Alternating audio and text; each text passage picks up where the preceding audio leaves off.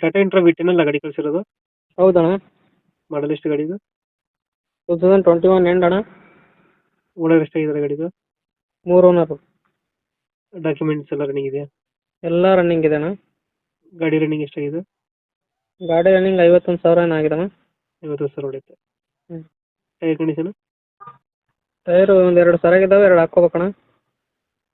ಎಷ್ಟು ಕೊಡುತ್ತೆ ಇದು ಮೈಲೇಜ್? 15-16 ಬರುತ್ತಣ್ಣ.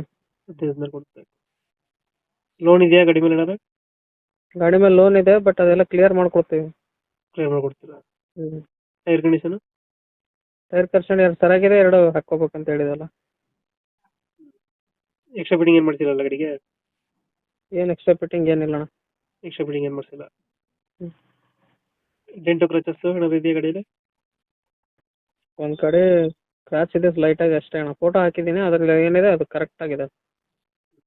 ಇಂಜಿನ್ ಎಲ್ಲ ಚೆನ್ನಾಗಿದೆ ಗಾಡಿದು? ಎಲ್ಲ ಚೆನ್ನಾಗಿದೆ ಅಣ್ಣ. ಗಾಡಿ ರನ್ನಿಂಗ್ ಇದೆ. ಪೋಟ್ರ್ ಇಲ್ಲೇ ಬನ್ನೇಘಟ್ಟ ಇರೋದು, ಪೋಟ್ರಲ್ಲಿ ಮಾಡ್ತಾ ಇರೋದು.